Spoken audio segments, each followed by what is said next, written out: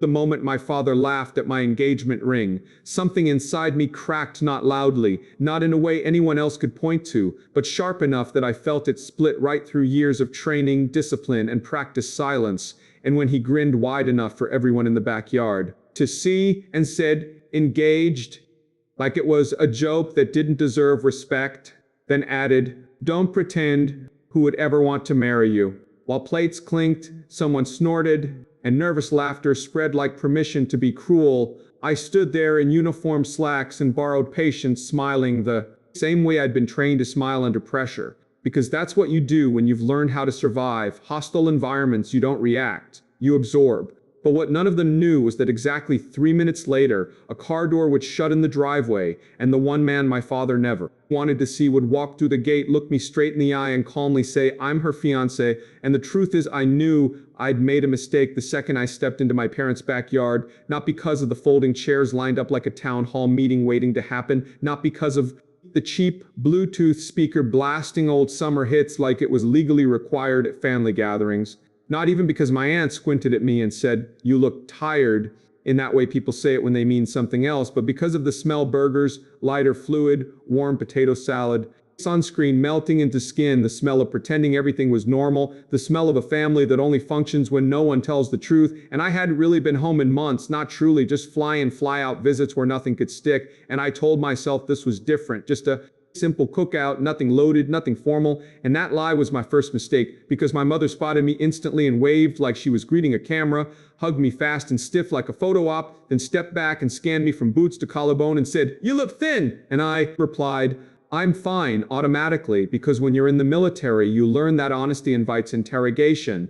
And my father stood near the cooler with one hand on the lid, like staying close to ice was a personality trait, not approaching right away because he never does. He prefers entrances by absence, and relatives I barely recognized smiled like they were checking boxes. Cousins from another life looked at me like they were trying to remember who I used to be before I became the difficult one. Someone asked how work was. Someone asked if I was still doing the military thing. And I nodded, smiled, kept my voice, even because training teaches you how to stand in uncomfortable spaces without showing it. But it doesn't teach you how to stand in front of your own family while they wait for you to fail. And I hadn't planned to announce anything that day. No speech, no reveal, just a ring on my left hand. The kind you wear when something in your life is solid and quiet and real. And I should have kept my hand down because my cousin noticed first and gave me a warning smile that came too late. And when my father finally turned his eyes, locked onto my hand like they were magnetized, and he said, loud enough for half the yard to hear, "Well, look at that. What's this supposed to be?"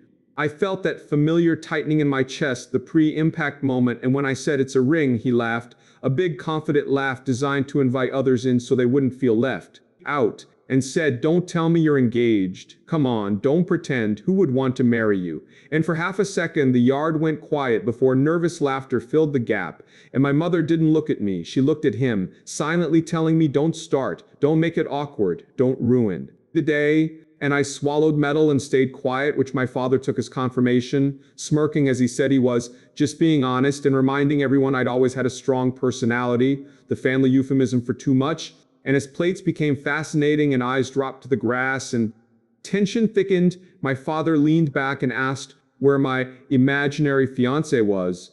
And that's when something inside me settled, not anger, not hurt, recognition, because this wasn't a joke, it was a move.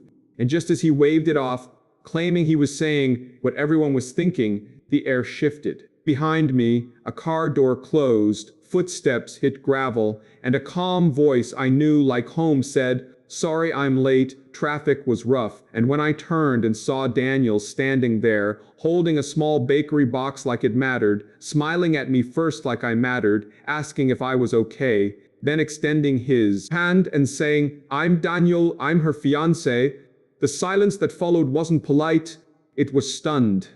And my father's laugh cut off mid-breath as his face drained of color because recognition hit him not from me but from reputation, because he'd shaken Daniel's hand once at a veterans fundraiser and bragged about it, and now that same man stood beside me steady and unbothered while the yard recalibrated, and when my mother finally blinked and repeated, "Your fiancé?" Daniel answered calmly, "Yes, ma'am," and my father forced a handshake that came a half beat too late, and conversation restarted in fragments. And for the first time all afternoon, I wasn't the one being evaluated. And later, when my father pulled me aside, accusing me of embarrassing him, something shifted permanently, because when he said, "You still need us," I met his eyes and said, "No, I don't." And from that moment on, everything changed. The fake credit account, the discovery of my father's number listed as authorized contact, the realization that this wasn't carelessness but control, the clean, methodical process of freezing my credit, documenting everything, watching my family escalate when paperwork replaced, emotion, watching anonymous emails hit Daniel's workplace, watching AR calls confirm the pattern, sitting in a calm video call stating boundaries while my parents called it betrayal, and finally seeing the dispute resolved, the account removed, my loan resumed, and understanding something deeper than victory or revenge, that peace doesn't come from silence. It comes from distance, from clarity, from no longer protecting people who hurt you to feel powerful. And when I thought back to that backyard and my father's question, "Who would ever want to marry you?" I realized the answer wasn't just Daniel, it was me. Because I finally chose the version of myself that didn't shrink, didn't explain, didn't beg for permission to live. And that's when I learned the bravest thing you can do isn't fighting back, it's stepping back, letting facts speak, letting systems work, and walking forward without dragging the past behind you.